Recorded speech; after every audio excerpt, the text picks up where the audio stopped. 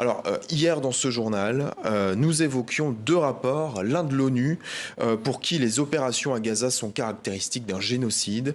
Un autre rapport, Human Rights Watch, dénonce de son côté des crimes contre l'humanité. Est-ce que vous vous alignez sur ces conclusions ?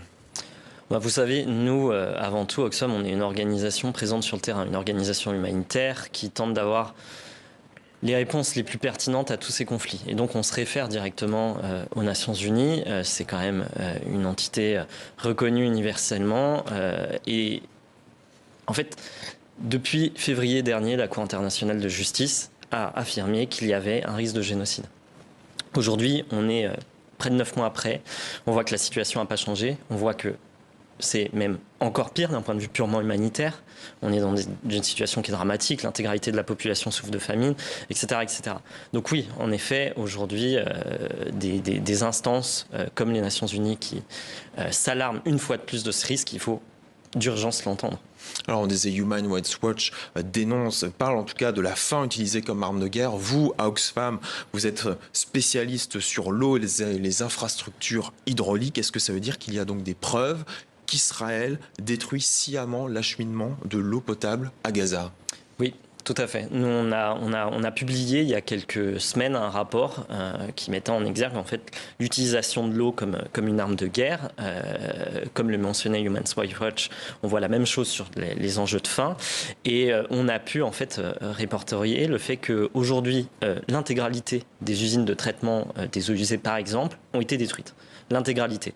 Récemment, il y a eu un consortium de journalistes français qui ont mis en exergue l'analyse d'images de stations de traitement des eaux avant et après la guerre. Et on voit qu'aujourd'hui, elles ont été ciblées sciemment. Et encore plus récemment, il y a un petit mois, un de nos partenaires a perdu 4 de ses membres. Et quel est l'intérêt alors pour Israël de détruire ces infrastructures? L'intérêt politique ou géostratégique?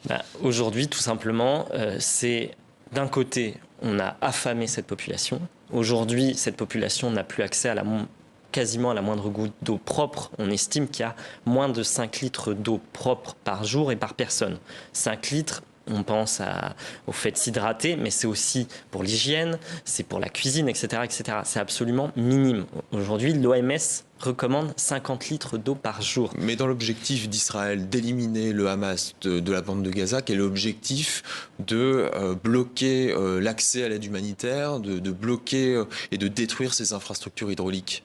Aujourd'hui, on peut le dire, on est sorti d'un objectif militaire. Aujourd'hui, c'est vraiment l'objectif, on le voit dans le nord de Gaza, la volonté de faire fuir la population du nord de Gaza, de récupérer le nord de Gaza et de vraiment récupérer un territoire d'une certaine façon vierge. Et les différents ordres d'évacuation vont en ce sens. Et donc, ça va bien au-delà de simplement la stratégie militaire. Aujourd'hui, c'est cibler la population, c'est aggraver cette crise humanitaire. Et malheureusement, en fait, ça va dans le sens des conclusions des Nations Unies ces derniers jours. Et cette crise humanitaire, on pourra encore en parler avec l'approche de l'hiver, donc elle va encore s'aggraver. Une dernière question rapidement. Israël dit que le Hamas peut profiter de l'aide humanitaire et peut profiter de l'acheminement de camions, etc. pour faire passer des armes, par exemple. Que répondez-vous à cela? On n'a jamais connu un tel contrôle de l'aide humanitaire. Jamais. Aujourd'hui, faire rentrer des armes par des convois d'aide humanitaire, c'est absolument impossible. Nos camions, nous par exemple, Oxfam, on fait rentrer de l'aide humanitaire, ils restent bloqués près de 12 jours à la frontière pour des fouilles, pour différents contrôles. C'est une masse de matériel qui sont bloqués par les autorités israéliennes sous prétexte que ça peut être utilisé à double usage, donc aussi à des usages militaires. Et on voit qu'en fait, cette règle est complètement dévouée parce que c'est y compris du matériel justement de traitement des eaux, du matériel d'analyse d'eau qu'on nous bloque à la frontière. Et en fait, la vérité, c'est qu'on nous empêche aujourd'hui, nous, Oxfam et toutes les organisations humanitaires, mais aussi les Nations Unies, de travailler suffisamment et dans de bonnes qualités, dans de bonnes conditions dans la bande de Gaza. Merci Louis-Nicolas Jandot pour Oxfam. Merci beaucoup.